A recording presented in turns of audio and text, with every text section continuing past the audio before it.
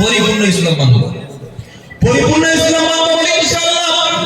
পরিপূর্ণ ইসলাম মানতে গেলে কোরআন বুঝতে হবে, কোরআন বুঝতে গেলে কোরআন পড়তে হবে, কোরআন পড়তে গেলে আলেমদের মজলিসে বসতে হবে।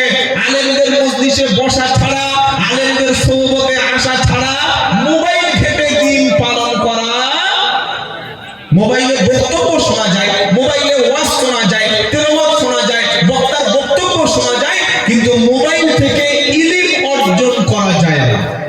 কথা মনে থাকবে ইনশাআল্লাহ।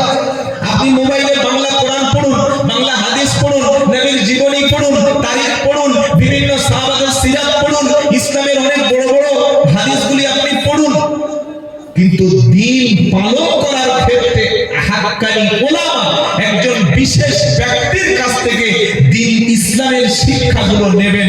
সকলে ইনশাআল্লাহ বলেন, ইনশাআল্লাহ বলেন।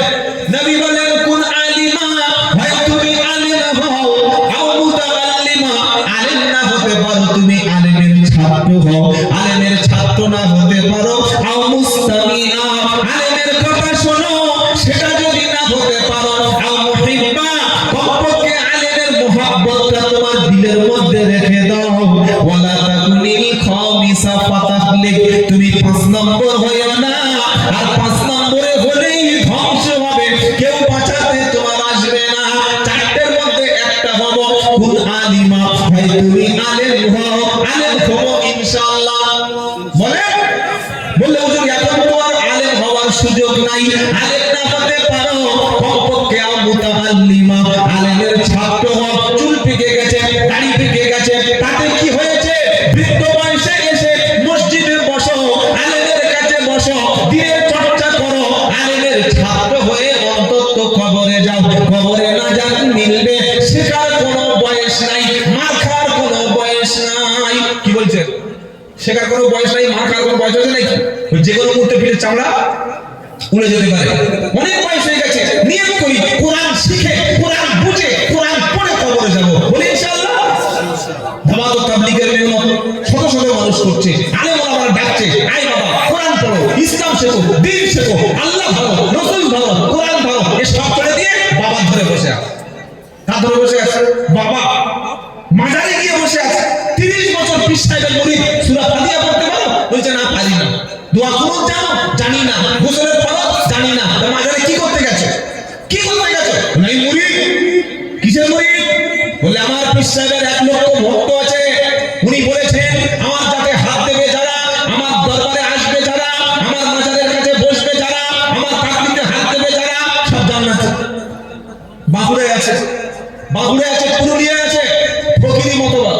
কি মতবাদ বললাম? ফকিরি মতবাদ। নামাজ পড়ে না, কোরআন পড়ে না, ওযু নাই, গোসল নাই, এই সাইজের দাড়ি গিট্টি বেঁধে দিয়েছে, মাথায় চট আর গায়ে রাখো মোটা চট। শুনছেন আপনারা? এটা ইসলাম? এটা কি ইসলাম? আপনাকে ইবাদত করতেই হবে। ইবাদত ছাড়া, নামাজ ছাড়া, কোরআন ছাড়া, পবিত্র অর্জন ছাড়া কেউ কোনোদিন পীর হতে পারে না। পীর চিনবেন কিভাবে? এখন তো সকলে বলছে আমরা পীর। কি বুঝলেন? ভণ্ড বলছে পীর, মূর্খ বলছে পীর, ওই মাথায় টুপি দিয়ে সে বলছে পীর, মুখে দাড়ি নাই সে বলছে পীর। খালি কাল সকালবেলা পত্রিকাটা পেপারটা খুলে দেখবেন, অমুক পীর সাহেব, অমুক পীর সাহেব এক দিচ্ছে, 3001 টাকা তাবিজ দিলে 3 ঘন্টায় বস। কি বলছে বুঝতে পারছেন না? দাম্পত্য, কলহ, ব্যর্থ প্রেম, স্বামী স্ত্রীর মধ্যে কলহ, দোকানপাটের ব্যবসা, চাকরি, সমস্যা, বশীকরণ, সবকিছু একদম 3 ঘন্টায় কাজ। 3001 টাকা কিভাবে ধোকা দিচ্ছে বুঝতে পারছেন? তাহলে আর নামাজ লাগবে কেন? আলেম লাগবে কেন? মসজিদে যেতে হবে কেন? নামাজ পড়তে হবে কেন? সব যদি বিশ্বাস করে দেবে, তাহলে ইসলামকে আল্লাহ কেন পাঠিয়েছে? মনে রাখবেন, হাক্কানি পীর, হাক্কানি আলেমদের আমরা সম্মান করি, কিন্তু কোরআন পড়তে পারে না, ইসলাম জানে না, নামাজ নাই, চরিত্র নাই, দ্বীন নাই, দাড়ি নাই, তাহাজ্জুদ নাই, নবীর সুন্নাত নাই, সুন্নতি পাবন্দি নাই, সে পীর হয় কি করে? তার কাছে নারীরা যাচ্ছে, যে যত বড় পীর তার কাছে তত বেশি নারী মুরিদ। আবার মেয়েরা, এই সমস্ত পীর দেখলে মেয়েদের খুব দুর্বলতা আছে।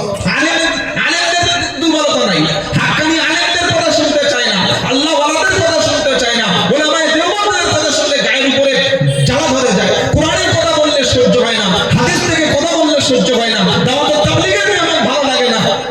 কোন ভণ্ড এসে বলে দিল যে ভাইরা আমার, বোনেরা আমার, কোনো ভয় নাই, আমি তোমাদের সবকটা জান্নাতে নিয়ে চলে যাব, ওই কথা শুনে নামাজ ছেড়ে দিয়ে বসে আছে? বলুন তো, একজন সাহাবা ছিল যে সাহাবা নামাজ পড়তেন না?